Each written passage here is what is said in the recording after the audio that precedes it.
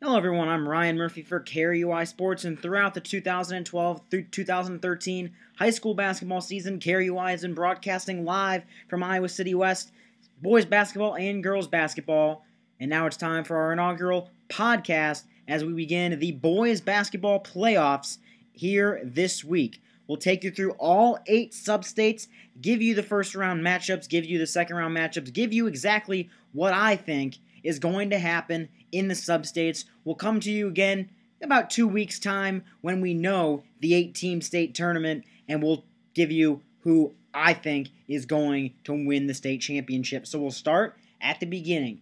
As we said, 8 sub-states broken up pretty much geographically, and number 1 is the most geographical of the 8 sub-states. Sub-state 1 is the Western Iowa sub-state.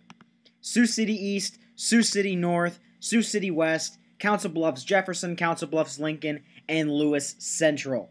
We'll start with the first round games Tuesday night, beginning with Council Bluffs Jefferson at Sioux City West. Sioux City West won both games in this series by 11-12 points. Both meetings, expect nothing else in that meeting on Tuesday night. Sioux City West will roll in that one. Council Bluffs Lincoln at Lewis Central, I think, is an interesting game. Lewis Central primarily playing smaller schools. Council Bluffs Lincoln won the only matchup between these two teams January 26 when they beat Lewis Central 42-32. I think Lincoln wins this game. They're the 5 seed in the sub-state, but I think they are able to grab a win at Lewis Central and move on. The two teams with the byes are Sioux City East and Sioux City North. North, the ranked number 7 team in the state. East, ranked number 9. East and North split their 2 meetings, but we'll get to that in a second. The 2 projected semifinal games, Sioux City West heads to Sioux City North. North won both games by more than 20 points. Expect nothing else. I think North rolls against West, and Council Bluffs Lincoln would be 6-16, going to 21-1 Sioux City East. East rolled in both of their meetings. Expect nothing else there. I think East rolls Lincoln, which gives you the big matchup everyone was waiting for in the western side of Iowa. Sioux City East against Sioux City North. They split their season series. East beat North in the opener on January 11th. North beat East on February 8th handily. North probably has the best player on the court, which is a switch from past years. Past years, obviously, you had guys like Adam Woodbury. This year, Daniel Tillo of North, second in 4A in scoring, first in 4A in rebounding, averaging 23 points and 12 rebounds. I think this is an extremely interesting contest between East and North. Game will be played at Sioux City West. And I think I'm going to have to go with North here. I think North really might have gotten in East's head a little bit in that contest on the 8th, blowing out East 79-52. East had to survive the first meeting against North when they were undefeated. I think North pulls this one out. I think it's closer than the February 8th meeting. I think North wins by 7 or 8 points and really gives a new look from Western Iowa heading out to Des Moines. So Sub-State 1, we'll go with Sioux City North. Now let's move on to Sub-State number 2. Teams here, Des Moines, Roosevelt, Valley, Ames, Fort Dodge, Johnston, and Mason City. Start with the 3-6 matchup. Mason City taking on Ames. Ames won both of the games by 10 to 15 points. I see nothing different here. I think Ames easily tops Mason City. They go to 13-10, and they get an opportunity to go to the sub-state semis. The other game, a lot more interesting. Johnston at Fort Dodge. Johnston 9-12, Fort Dodge 8-13. The two teams met all the way back before Christmas on December 21st. Fort Dodge won that game 46-31. Johnston with the better record. I'm going to go with Fort Dodge. I think they will use the home court advantage, get the win over Johnston, and they'll move on to get their game with Roosevelt.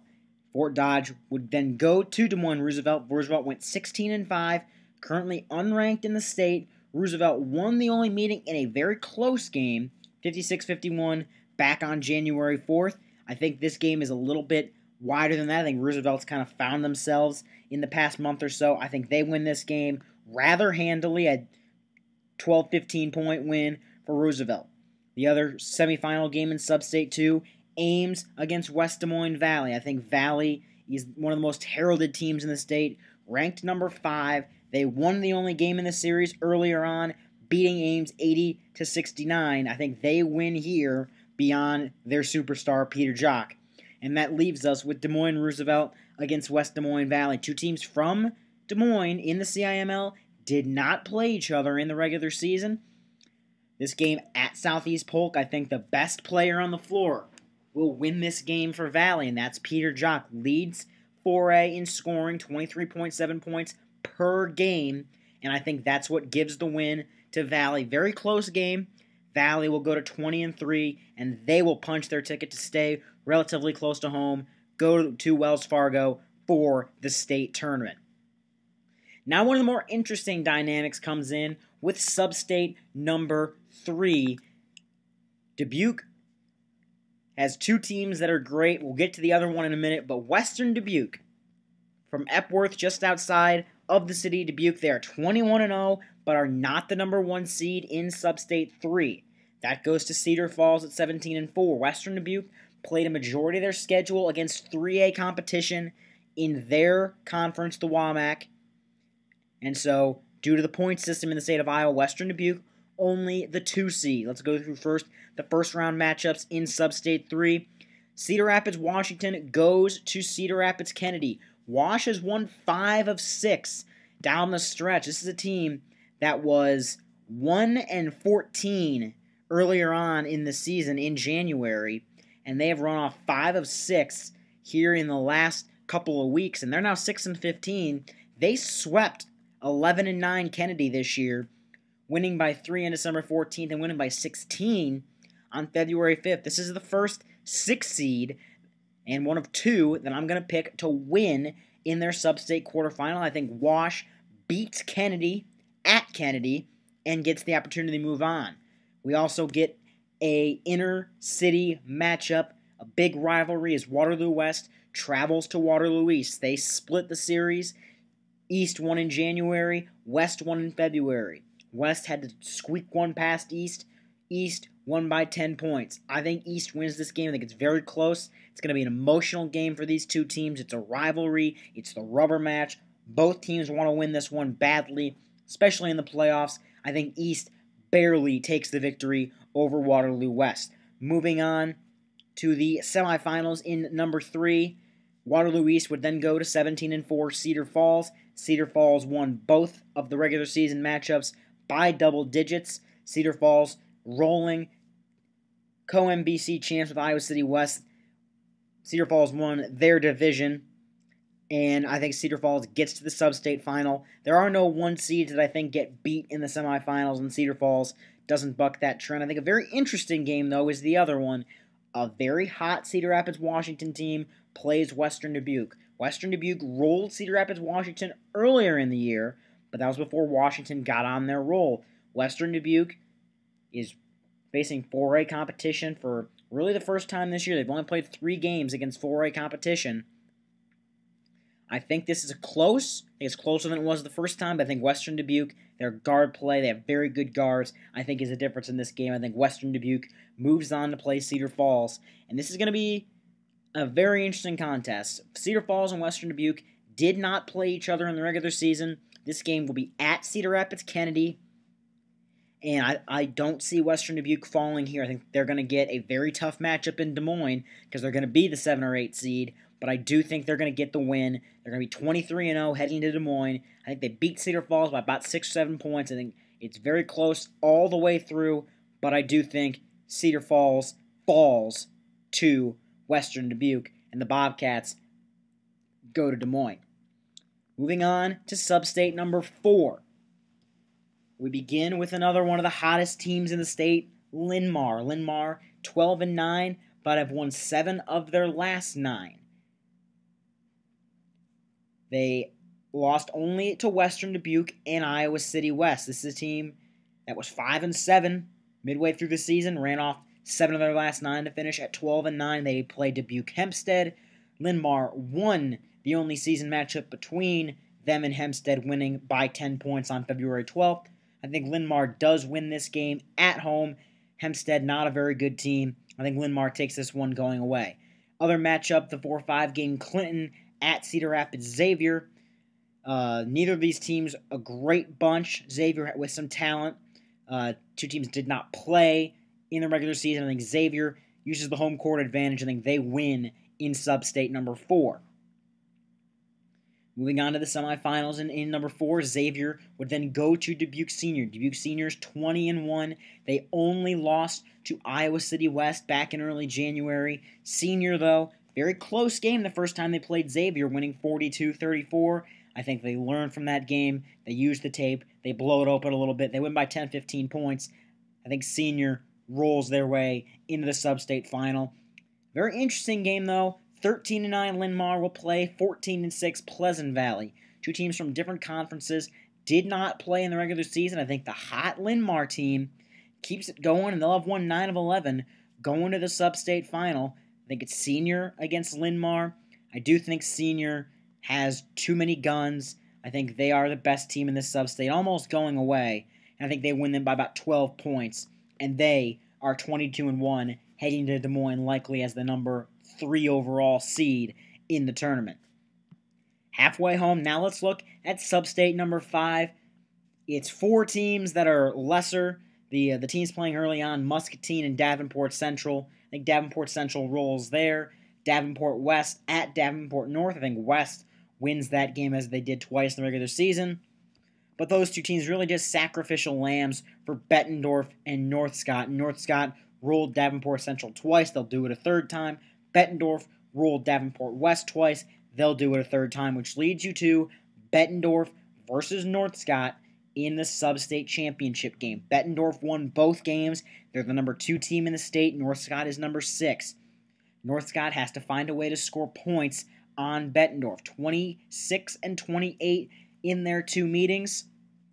And I think Bettendorf's defense just will be too much for North Scott. It'll be closer than it has been, about an 8 to 10 point game. But I do think Bettendorf goes to 23-0, and they head off to Des Moines. Speaking of undefeated, the Iowa City West Trojans, not even really worth looking at sub-state number 6. They are the prohibitive and ridiculous favorite to win sub-state 6. The early matchups, I think Jefferson tops Ottumwa. I think City High beats Prairie. Prairie, a little bit of an underachieving year. You get the crosstown matchup, West against City in the sub-state semis. I think West rolls as they did twice during the regular season. Jefferson and Burlington play in the other semifinal. Burlington hosts, but I think Jefferson wins. Jefferson will be 13-10.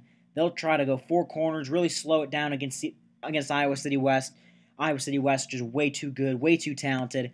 They'll head off to Des Moines by winning sub-state number 6. We look at now sub-state 7, back to the west side of the state, more central Iowa. The 2 big teams here, Dowling and Ankeny. Early on, Des Moines North, 12-9. They are a bit of a sleeper, but they'll easily dispatch Des Moines East. The other matchup, Waukee and Lincoln. Waukee will easily beat Des Moines Lincoln. Waukee gave Dowling a game the first time around. I think they give him a game again, but I think Dowling Catholic from West Des Moines beats Waukee.